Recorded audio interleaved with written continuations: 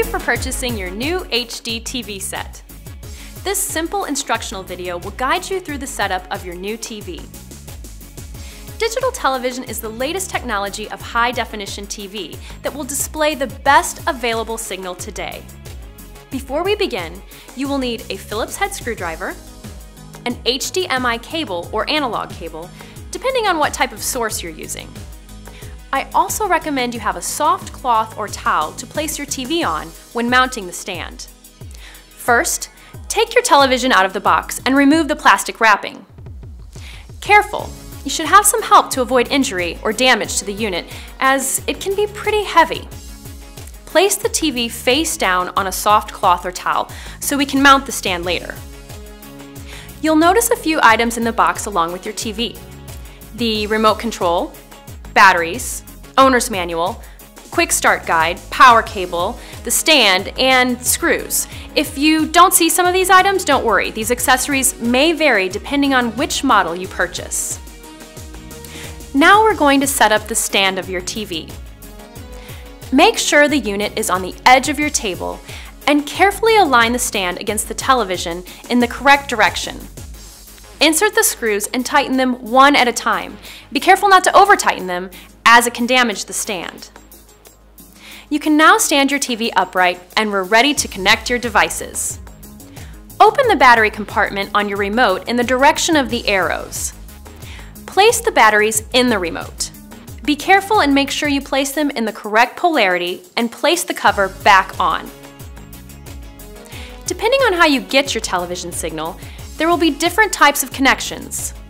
You will notice the connectors are located on the side and rear of your TV. You might be familiar with some of them, but let me show you what your options are. If you're using an off-air antenna, make sure that it is digital ready. Place the tip of the cable on the antenna input and attach it by rotating the connector clockwise until it's secured. If this is loose, the reception will not be strong and may display a faint and pixelated image. To view the channels on your television, you must scan for available channels in your area. Remember that the television will only display the channels that it finds, so if you move your TV, it's recommended that you rescan the channels each time. Using a good quality antenna will improve the reception and your channels and images will be great.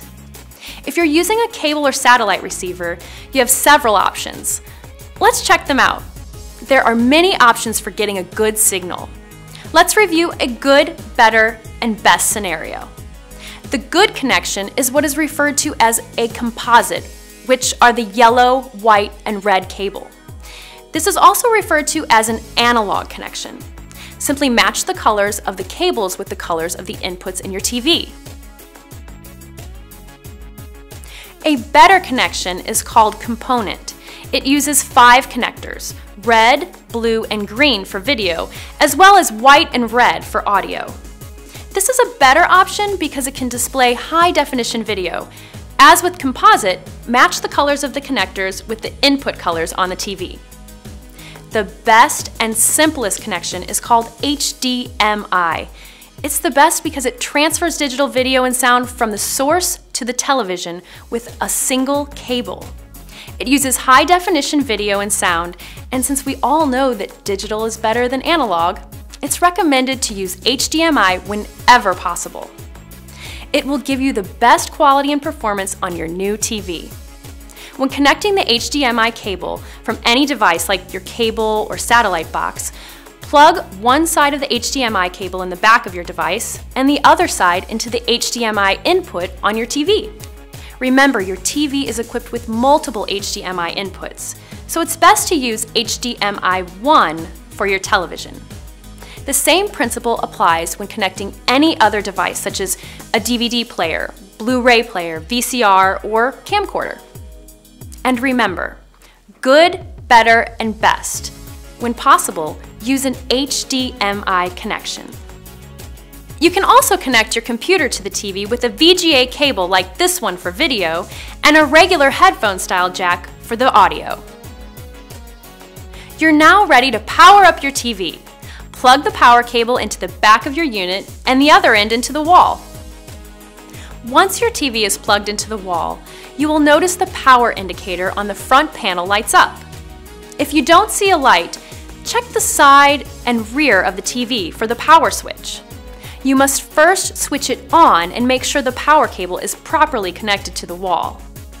You can use the power button on the remote control or the side of the TV to turn it on. If you're using a cable or satellite box, make sure it is turned on. Now, using your TV remote, press the input source button and select the matching input for your device. If you're using an antenna, the first time you turn on your TV, you will see a message on the screen informing you to run a channel scan. Let me show you step by step how to do this.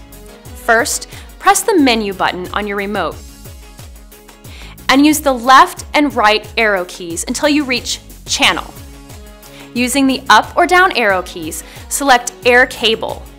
Then, with your left and right keys, you'll want to select Air if you're using an off-air antenna. Then press Enter. Now scroll down and select Auto Scan. Press the keys that points to the right to begin. Now wait until the TV has completed the channel scan. That's it! Now you'll have all your favorite channels with great picture quality. Enjoy!